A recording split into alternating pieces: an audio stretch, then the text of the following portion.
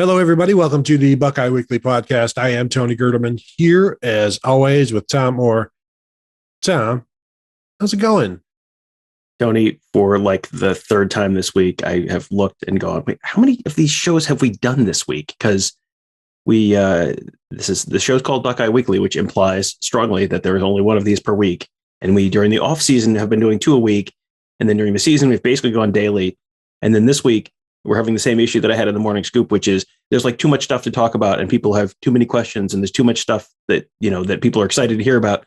So we end up going like more than one a day. It's like, how did we turn this into Buckeye 10 times a weekly? Like this is, how did this happen? And also, I mean, I guess this is a good problem to have considering what we were talking about this time last year. So that's not so bad in retrospect. Yeah. At some point in time, the morning scoop countdown you're going to have to turn the days into half days.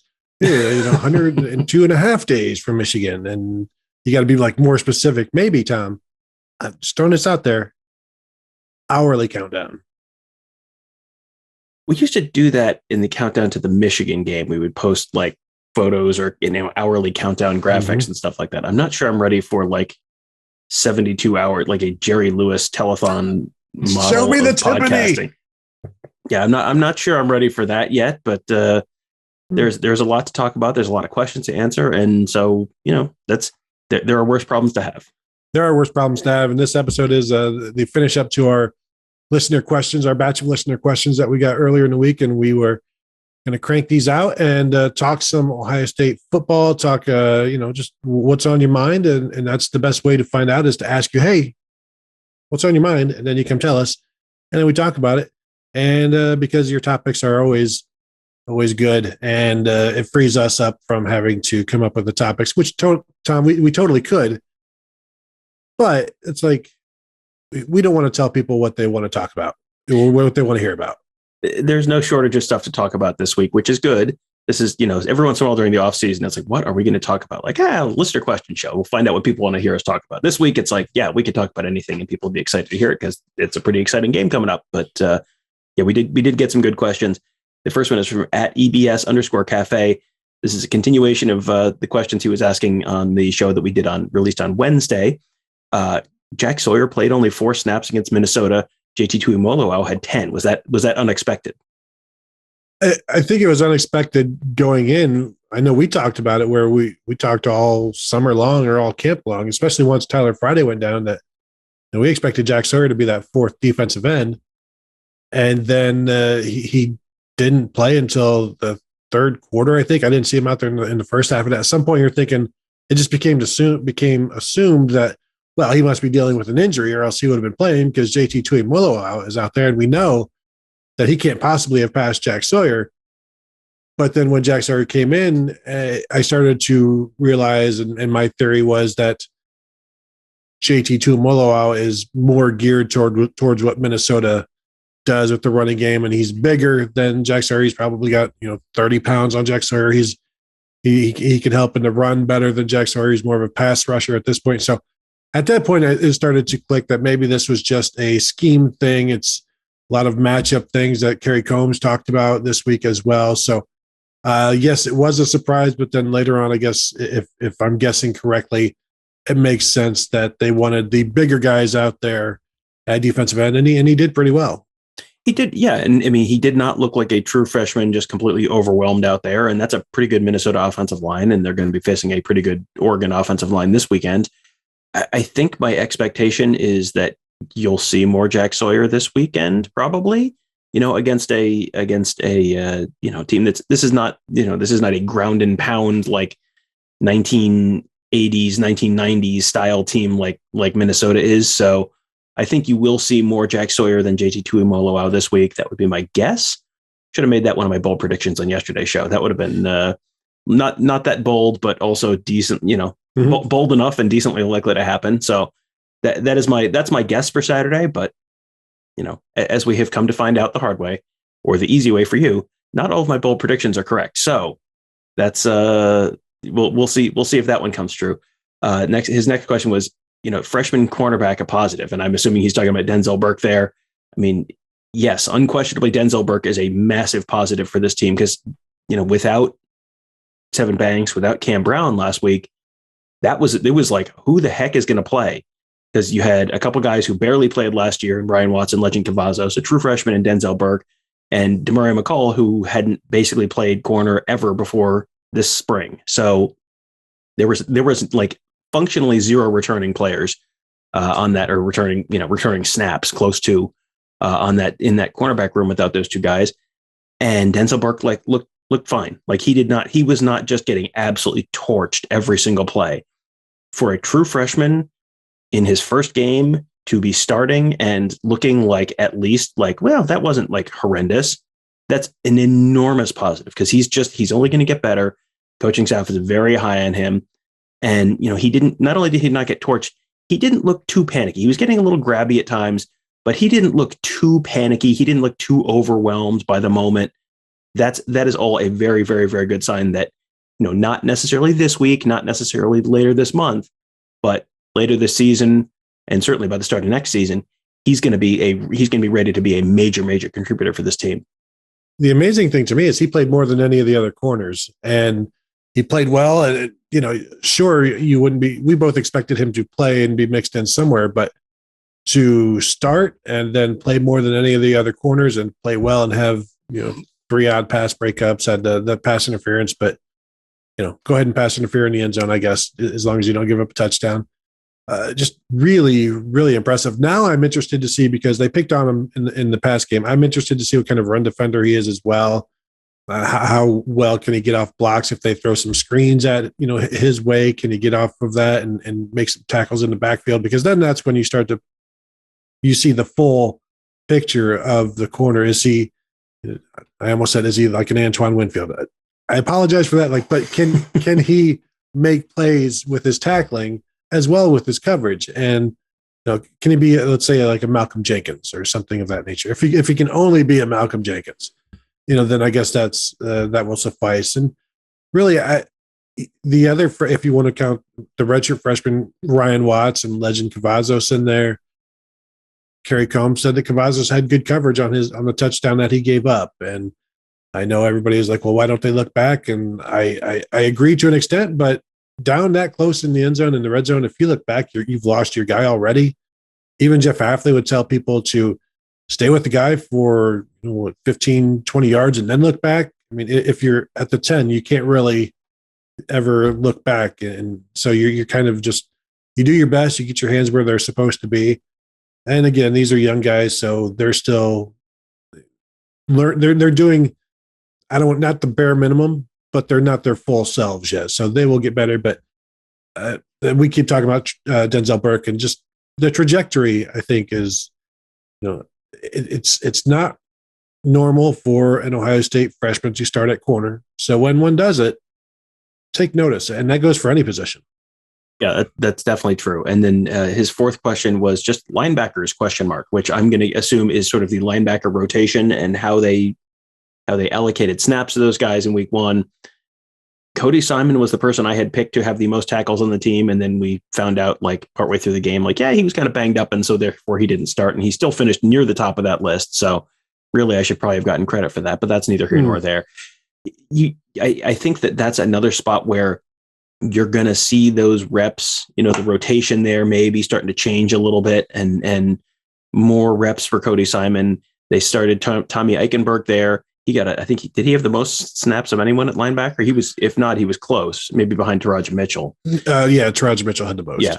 But, Tommy Eichenberg was, they basically said earlier this week, he was the right guy for the right game. That's when you have a big physical running team with a big physical offensive line and a big physical running back, Tommy Eichenberg is the middle linebacker you want there. So he was the middle linebacker they played there. That's not necessarily what you're going to see this weekend against Oregon. I'm guessing you're going to see more Cody Simon, less Tommy Eichenberg in there, but we'll see. As listeners may find hard to believe, I have been wrong before. And if you do have trouble believing that, I can give you some evidence. We can talk. I'll give you my phone number. We can discuss this, and I can share some moments with you that you'll just get a better understanding and idea. But yeah, I would, as with all of these rotations, things are going to start to shrink, and they have a better idea of who they have, what those guys can do, because now they've seen them do it, or they've seen them not be able to do it. Yeah, it's just one game, but it's more data than they had before. And for me, the more that Taraji Mitchell and Cody Simon are out there together, I think that's where the defense is moving. Dallas Ganton got in there for a bunch of snaps. He played more snaps than Cody Simon. I think you're going to see Eichenberg and Gant snaps go down, Cody Simon snaps go up. And I'm also interested to see how many 3 linebacker sets there are this week. There's going to be fewer compared to last week, but is it a third of the time? Is it a fifth of the time? Is it less than that, or is it half the time? We're going to get a better idea of what this defense is based on what we see this week, not only in their performance but in their personnel. Yeah, this week is going to be much more representative of the type of offense Ohio State's going to be facing moving forward. So it's going to be much more representative of how Ohio State's going to defend that type of offense moving forward. So, yeah, I'm with you. I expect less linebackers, fewer linebackers, less linebackers. Either one kind of works depending on how you use it. But we're not here to talk about grammar, Tony. We're here to talk about football. I'm with you. I do expect, I would say, less than half the snaps to be 3 linebacker formation. I think you're going to see a lot more of the bullet roll, probably more Craig Young. And that gets us into our next question, Matt S. Allen, 9727. Any notable snap count numbers? And we talked about Jack Sawyer only having 4. Travion Henderson at 7, which you think back and it's like, how many plays on offense was Travion Henderson on the field for? And you can, off the top of your head, remember 3. And it's like, well, I'm certain they didn't give him the ball in like half of the times he was on the field. So you probably would guess 15, 20, like, nope, 7. 7 for Travion Henderson. That seems low. That's going to be one that's going to go up this week. Boy, why didn't I pick that on a bold prediction show? Travion Henderson triples his number of snaps from last week. That would have been a good one. Live and learn. Craig Young, I was very surprised last week that Craig Young only had 5 snaps. I mean, it was 6. Yeah. I mean, there were a couple guys that I was expecting to play a lot more that then didn't. And I'm therefore expecting to play a lot more this week. And if they don't, then I'm going to be pretty surprised and wonder if we were, misinformed about certain guys' roles on the team this year. I think overall the defensive end rotation is pretty surprising because this was something you expect to, they'd play evenly, and they didn't. And Zach Harrison had 65. Tyreek Smith was next with 48. But then you go all the way down to Javonte Jean-Baptiste with just 28. And that's not the full rotation that they want. Because clearly that's, we saw watching the game, Jean-Baptiste clearly wasn't out there that much. And you look back and it's like 28 snaps. Now, back when they would play 5-6 defensive ends, they would want everyone in that 25 to 30, range. And to see Zach Harrison already with 65, there's been weeks where Nick Bosa would have that in 3 games, or especially early in the season against bad opponents where they just didn't need to be out there that much. And so for Zach Harrison to have 65, Tyreek Smith with 48, they probably don't want anybody else having 48 the rest of the season, but that requires Javonte Jean-Baptiste to play more, and JT Tuimoloau and Jack Sawyer. Those guys all have to raise up, which they will, and that will reduce numbers for Zach Harrison.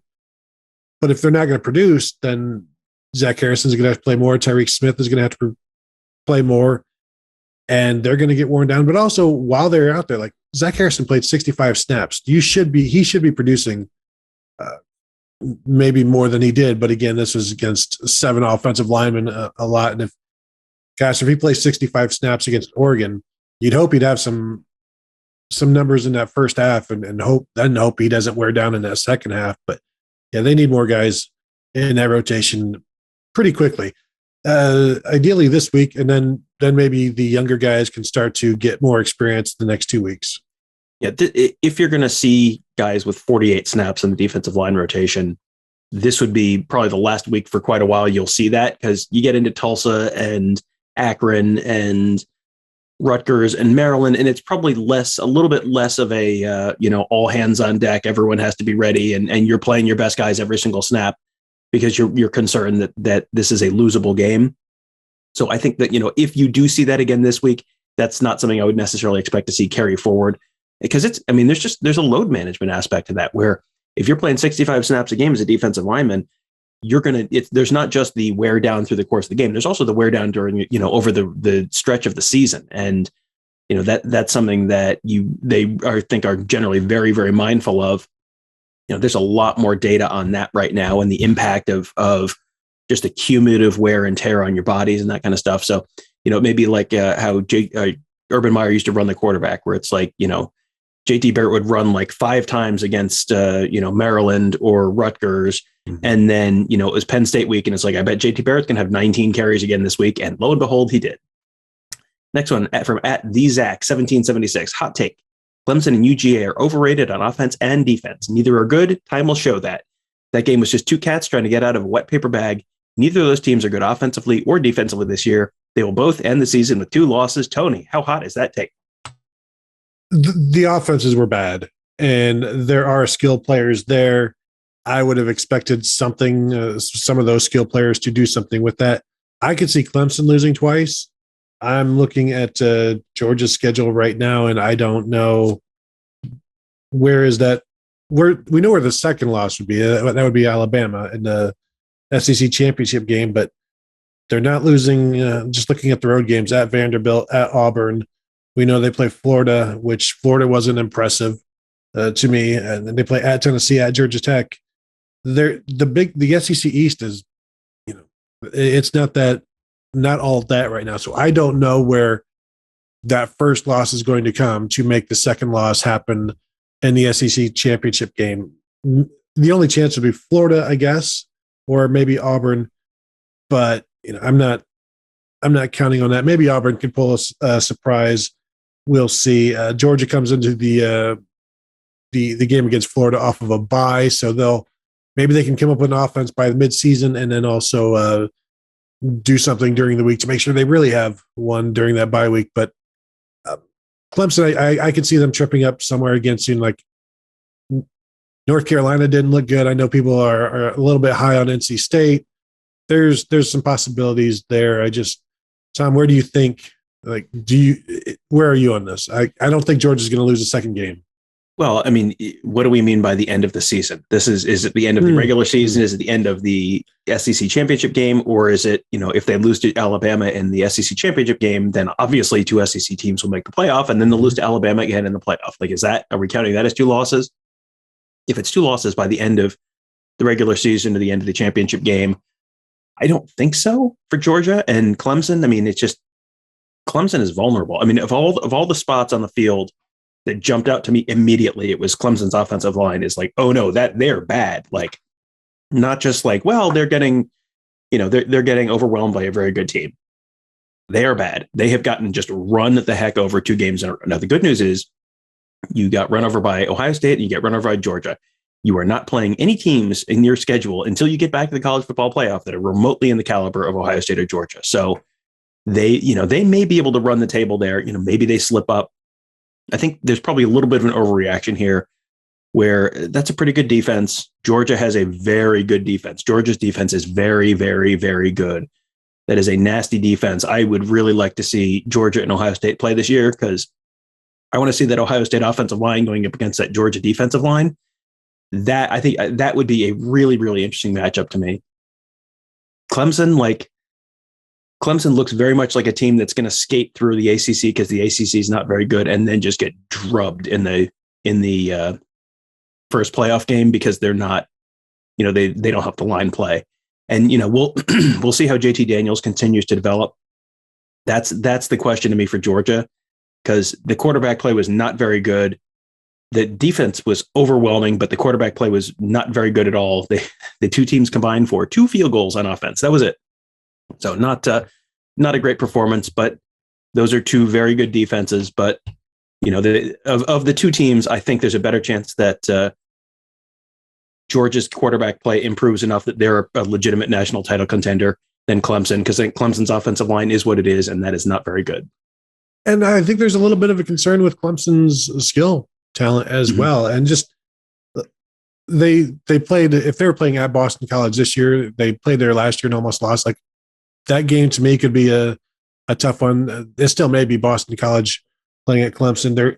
Even Florida State, I was impressed by what Florida State was able to do for the most part. I was impressed by the fact that they were able to do something.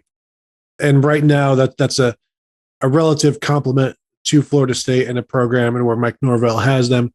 But Clemson plays Florida State this year. It's fortunately for Clemson, it's at Clemson. But if that was in Tallahassee, that might be one of those where that we saw how awesome the crowd was Sunday night, and that environment. Maybe that would be something that would shake up Clemson. So the good news for them is they have those tough games at home, and they go on the road to Pittsburgh. I mean, yes, stuff like that has happened to Clemson before. They've lost on the road to Clemson or to Syracuse before, and just stuff they shouldn't lose to. Clemsoning, if you will. If I were to coin a phrase where they lose games they shouldn't, or maybe collapse towards the end, I would call that Clemsoning. Will that happen this year? Man, I don't think so. Next one from our buddy Josh at Propellerhead. What's better for a top quarterback recruit? Join a crowded quarterback room and get developed by a top quarterback coach like Ryan Day or Lincoln Riley for at least 2 years before transferring, or going to some other school without development, but with a good shot of starting right away?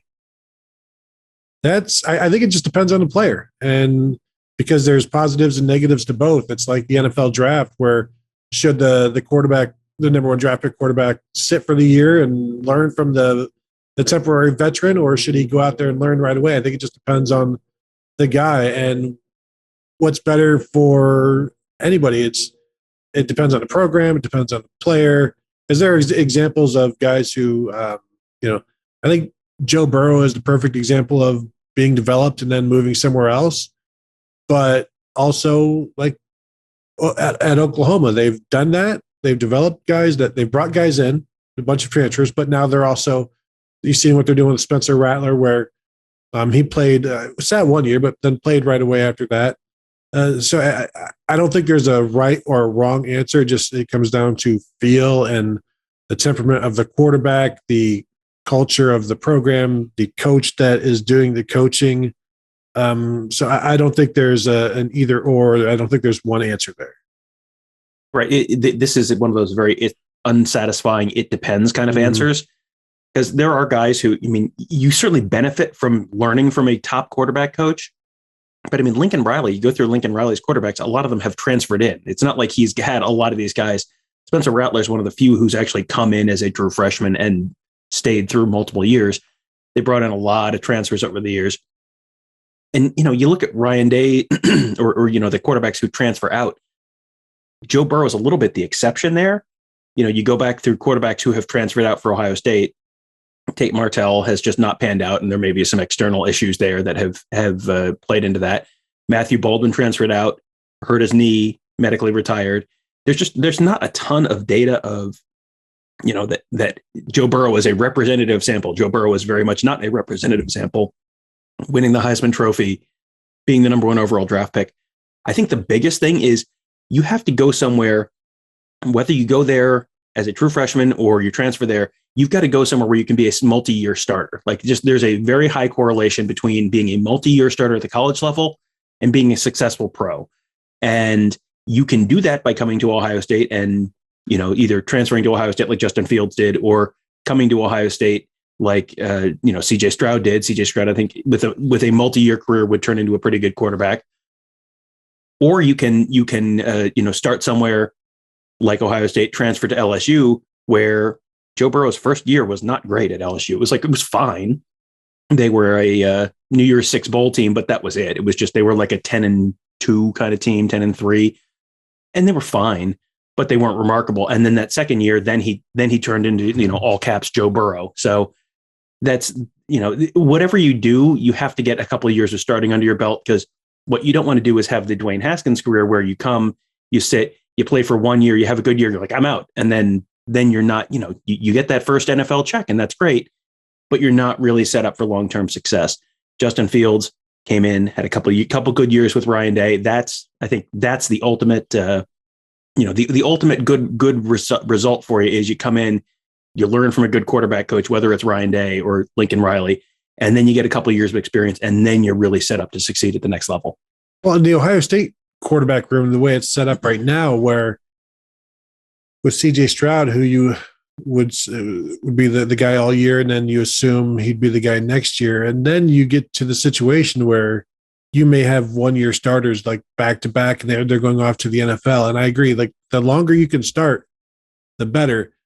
The Ohio State quarterback room right now is an anomaly in terms of the spacing, in terms of numbers. I don't think it's a good idea that Quinn Ewers enrolled early unless he understands what he's getting into. And if you don't, then you sort of create your own issues. Like, well, I should be playing next year, but next year is really kind of like your true freshman year, because this year you're hardly enrolled, basically. Like, yeah, you are enrolled, but you're watching. You're not taking a bunch of snaps in practice. You are you're just almost a bystander. Maybe you're a scout team quarterback, but he has already started his clock, and so that creates issues there. I think there's totally a benefit to doing the Steph Curry thing, where you be big fish in a small pond and grow from there. But he had the background that would allow for that. Not everybody does, and so it just comes down to demeanor, development, upbringing in terms of have you been promised everything and have you received it immediately? If so, then maybe you better go be the guy somewhere else and play early. If you're a guy who has been patient, and it didn't turn out well, but Matthew Baldwin didn't start until he was a senior in high school and understood that, yeah, that's just the way football is, especially in Texas high school. You kind of got to wait your turn, and you have to also wait your turn in college while also competing for jobs. Of course, he had his injury and split before that, but also, didn't end up continuing with football. But if you've got a guy you're just an impatient sort, then don't go to a crowded room. And you would hope that, like, say, Quinn Ewers isn't one of those impatient sorts, because if you are, then you came here for the development to be developed by Ryan Day and Corey Dennis. But if you don't allow that development to take place, then what have you done? Yeah, I mean, you just started the clock a year early, and you're not setting yourself up for long-term success if you rush out. You have to give yourself the time to develop. You have to give yourself the reps in order to set yourself up for long-term success, because it's not about that first NFL contract. It's about the second one. The second one is, that's where you go from, like, oh, I made, and these are all numbers that sound good to me, but I made $15 million, $20 million on the first one. On the second one, when you get the Patrick Mahomes contract, like, that's okay. Now I'm doing State Farm commercials. Now I have 9 digits on my contract instead of 8. That's where the real money is. So, you have to be patient, but that's very easy to say when you're not the one who's actually doing it. Well, even like Chad Henne has probably made close to $100 million. And I don't know if he started more than 8 games in his career, and he's still playing as of last year. So just, Chase Daniel's another one. Chase Daniel from Mizzou is another one. I saw something recently with him, and I was like, Chase Daniel is still playing football. Mm-hmm. And it's like, you look and he's thrown, I don't know, like 150 passes in his career or something. And it's like, but he played so long ago. Kansas was really good when he played. Like, that's how long ago he played. So, all right, last one from Van Gogh _0. In addition to Cody Simon, Steel Chambers certainly flashed in limited action. Will he get more time moving forward? That's a real interesting question, because I was surprised by how much he played, and because he just moved over full time this fall. We had sort of heard and we had sort of seen, and they were kind of pushing back on the idea that he was moving to linebacker for a while over the summer, and it had sort of always made sense for him to move to linebacker, but wasn't sure. This just happened, and he's obviously a very athletic player, not afraid of contact. Someone who will bring a lot to this defense. I guess the question is, get more time moving forward is interesting, because I think he's going to be someone whose ability to contribute ramps up pretty quickly, like Denzel Burke or potentially Demario McCall, where there's not a lot of track record, so therefore you're going to see pretty quick growth. But at the same time, we're talking about them playing fewer linebackers, so there's fewer snaps to go around. You still have Taraja Mitchell, you still have Cody Simon, you still have Tommy Eichenberg. So yeah, I mean, Dallas Gant and all those other guys. So like he's in that rotation somewhere, but there's fewer snaps to go around. So he's probably getting a higher proportion of those snaps as the season moves along, but there may be fewer snaps overall. So I don't know if it actually looks like more snaps when you just look at the top line snap count numbers. Yeah, and he played well. He flashed. He certainly had the tackle in the backfield on one of those, and he can do different things because of his athleticism and his speed. And so you got to find out exactly what he can do. And I think he can do some different things. And we keep talking about positionless defense, and he can run. And I wouldn't be surprised if he finds a bigger role as the season goes on. I don't know if he played 9 snaps against Minnesota. I don't know if that goes up unless they decide to utilize maybe the package that he's part of more. And maybe one game he has 15 or 20 because there's something about that package having him in there that they like. But yeah, I think he's going to be more comfortable.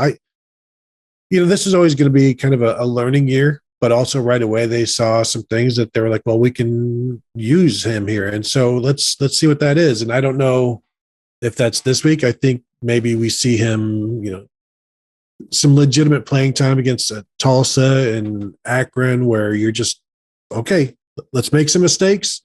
Let's get some stuff on film. Let's see what you can do. And I'm not saying let's go see you be a gamer, because you have to be a practice player as well, but give him an opportunity. And, there's still Dallas Gant, and there's still Kayvon Pope, and maybe, that was talking about odd snap counts. I don't think Kayvon Pope is even showing up on the snap counts. So there's still some guys out there as well. And, we'll see where Tommy Eichenberg is still going to play, but these are different positions. And what exactly is Steel Chambers' position? Is he a Sam? Is he, what is he? He's a linebacker. And then beyond that, it's like, well, yeah, maybe. He's someone who is going to have a role on this team. And the question is just, what is that role going to be? How big is that role going to be? And, how often is that role going to come up? Is he going to be someone who they mostly play against, the bigger, more physical teams where you don't see him again until Wisconsin? Or are you going to see him more against the speedy teams? And I don't know that they know the answer to that yet. I think they're sort of, you're still sort of just, he's only a month or so into this experiment. And so you got to kind of let it play out, see how he develops, see how his skills fit in the defense. And there's a lot of moving parts there. You can have someone get hurt, and then all of a sudden, boom, he's a starter. That is not out of the realm of possibility for this fall. But yeah, it was certainly an encouraging start for him, but it was just a start. And let's see what see where some of the other variables come down in the next couple of weeks, and we figure out where exactly he fits longer term. Definitely. Tom, you have anything else before we get out of here? No, think we're good. Just looking forward to seeing everyone in the Horseshoe on Saturday. That's going to be really fun. It was a lot of fun to be at the Minnesota game last week and have actual fans there and bands and mascots and all the stuff that makes college football. So it's going to be a lot of fun to have that back in the Horseshoe for the first time. And I looked it up. It was 670 days or something like that. It has been a hot minute since the Horseshoe has felt like the Horseshoe, but it's going to happen again this weekend, and I'm pretty darn excited about it. Do you think you're going to have a tear in your eye? Are you going to tear up a little? I don't think so. I think it's just generally I'm running around doing too much stuff to get too swept up in it. But yeah, it'll be fun. I am really looking forward to it. Do you think you'll have a tear in your eye or tear up a little if you go 0 for 5 with your bold predictions? Well, Tony, I think we're out of time. So we'll say goodbye to the listeners and thank them for listening, and let them know that if they would like to find all of our great podcasts, they're on Apple Podcasts, Google Podcasts, SoundCloud, Spreaker, Spotify. You can search Buckeye Scoop to find all of those. And also youtube.com/Buckeye Scoop. We'll put a thing at the end of this video where you can find another video you can watch, but also there will be a Buckeye Scoop logo up there. You can click on that, and that'll take you to subscribe to our channel. When you subscribe to our channel, you get notified every time we post a new video. So that's podcasts and pregame shows and postgame shows and player interviews and all that kind of stuff. We've done a bunch of that stuff live this week. We're going to have live pre and postgame shows again this week, maybe even a little more than we did last week. It should be a lot of fun. It's a big game, and I'm really excited. So you should be excited too. So youtube.com/Buckeye Scoop. And then Tony, let them know about BuckeyeScoop.com and why they should become a member there as well. You should become a member because it's fun to talk to fans on the Ask the Insider message board. It's fun to talk to insiders on the Ask Insiders message board. It's a community where we talk Ohio State football, where we talk all kinds of fun stuff. More than just Ohio State football. It's just a place to hang out and all kinds of also inside info, reports from goings-ons and access to guys like Bill Green, Mark Givler, Alex Gleitman, access to Tom Moore. You can't get him just anywhere. You got to search this guy out. That's actually not true. I think I'm doing like, let's see, I don't know, 19 podcasts this week. So I am pretty much everywhere this week, but that's a shame. Probably more so for the listeners than for me, but that's all right. It's this is a big week. We will probably not be doing multiple podcasts a day next week, but this is a big week, and I know there's a lot of excitement, and so far no one has complained that we have too many podcasts this week. So we'll just keep giving them to you because we have a bunch of stuff to talk about, and you guys seem to like listening to them. So thank you for listening, and thank you for liking them, and all of that wonderful stuff. Yeah, Tom, don't start soliciting complaints. Okay. But yes, we do thank you guys for listening and watching, and we will talk to you later.